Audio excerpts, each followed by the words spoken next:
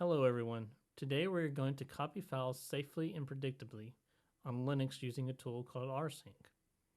If you have ever copied files and wondered if something was missed, overwritten, or broken, this fixes that. I'm going to show you the simplest working version first, step by step, so this feels easy. Now let's go to the terminal. Before we type anything, let's start with the context. Rsync is a file copy tool. It copies files from one location to another. The key difference is that rsync is careful. It checks what already exists and only copies what is needed. This makes it ideal for backups, moving data between servers, or keeping folders in sync over time. And so we're going to start local and simple with this. Most Linux systems already have rsync installed, but we check first. And to do that, we simply run rsync :version. And you should see version information similar to this on your screen. This tells us that rsync exists and it is ready to use. If you see a version number, you are good. If the command was not found, you would install rsync using your package manager before continuing. So before running any backup or automation job, you always verify the tool exists. This can help prevent silent failures later. So first we need a source folder and a destination folder. So I'm simply going to run the command. I'm going to create an rsync demo source directory. And this time I'm going to create an rsync demo destination directory. Now makedir is a tool that helps you create folders. And then the -p creates parent folders if needed. And we are working inside our home directory to keep things safe. So if we run ls, we'll see rsync demo, and then we'll ls rsync demo, and we'll see the destination and source folder. So we're all still within my home directory right now. So everything's really safe. We don't gotta worry about breaking anything right now. So now let's add a couple of files to the source folder. I'm going to echo file 1. And I'm going to echo file 2. So we now have two simple text files in the source folder. And ls allows us to confirm that file 1 and file 2 are there. So before copying data, you always verify what exists first. This can help prevent copying the wrong directory. Now we run rsync. We use the command rsync, and because we're dealing with directories, we need a -r that would tell it to look through the directory. And we do our source directory, then we do our destination directory, then we hit enter. And no output means that it worked. And this is important. Rsync is quiet, so when nothing goes wrong, that silence means success. Now because we are IT professionals, we always verify everything. So we're going to do ls of the destination directory, and we now see file 1 and file 2 inside the destination directory. So to review what happened, rsync copied all the files from one source directory to a destination directory. This trailing slash on source matters because we copied all the contents of that folder, not the folder itself. And this exact command is often used for initial data copies, manual backups, and even testing before automation. Now you can add some visibility to your rsync backup by doing rsync -v for verbosa, and R again because we're copying one directory to another. And we're going to go from the source directory to the destination directory. And this time, we not only saw what it was sending, but we also saw the speed at which it's sent. The addition of the -v means verbosa. It shows what rsync is doing. Notice it did not recopy files. rsync detected that they already existed. So verbose mode is critical when troubleshooting or learning or running rsync manually. Now we use the most common flag having to do with rsync, the -a.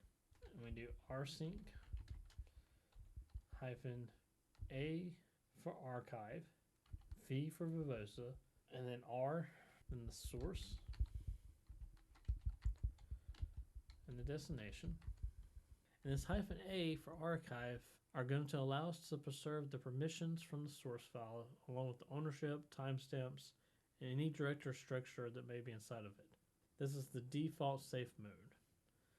And if we press enter, so in a real world scenario, when copying home directories or application data or server files, you must always want to use the A for archive option. So now let's change just one file. We're going to add a line to file 1. And then we're going to run rsync again.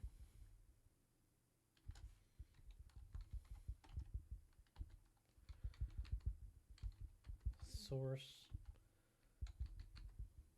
destination.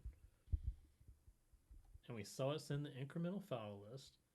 And this time it says it sent file 1 text only. This means that the only changed file was copied. And only file 1 is what was changed. And because we're IT professionals, we're going to confirm this. So cat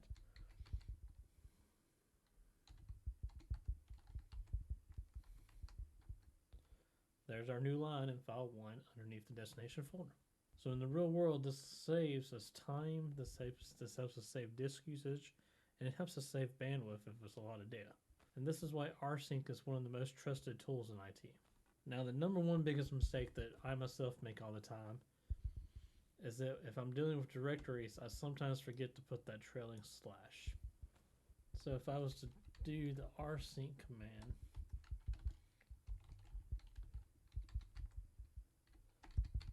source without the trailing slash,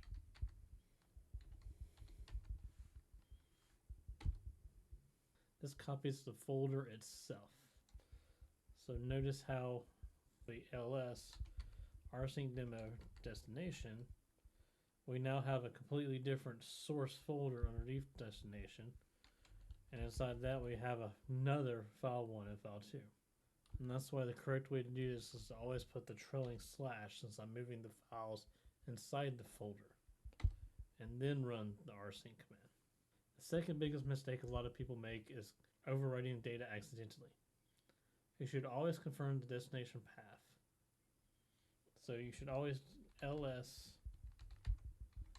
the destination before syncing anything to see what's over there first, and make sure you're not overwriting something important. So always take it slow and always verify. The third biggest mistake people make is assuming that silence means failure. So if I was to just do rsync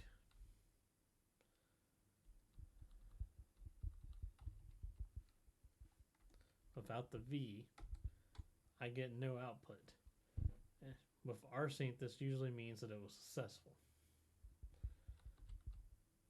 And if you're nervous about it, all you gotta do is add the V for verbosa to it, and then you'll get output, and you'll know if it was successfully ran or not. So imagine this scenario. You're an IT technician.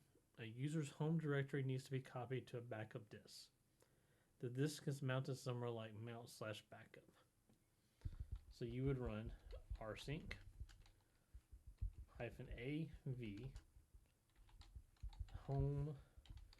I'm going to use my directory, and we're going to sync it to mount backup my username, and don't forget the trailing slash. Now this failed because there's not actually a directory there, but if there was, this would work, and it would be safe, repeatable, and it could be ran daily because it only copies over what changes.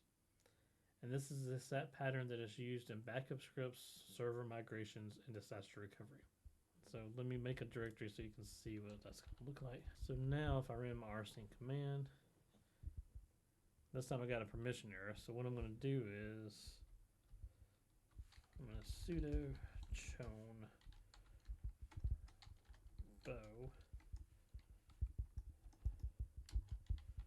mount backup bow. So now it runs successfully and backs up my home directory to this backup folder. Now one small upgrade you can make is add progress information to rsync. So you would do rsync -arv _progress, and then the source, and then the definition. And this will show file transfer progress. This would really be useful for large files or long-running jobs because it will give you a peace of mind that it is in fact working and hasn't stopped. That is it. Do not add any more just yet until you get comfortable with this. Work through these commands a few times and it will start to feel natural. rsync is not complicated when you keep it simple and verify each step. If you found this video helpful, please leave a comment down below.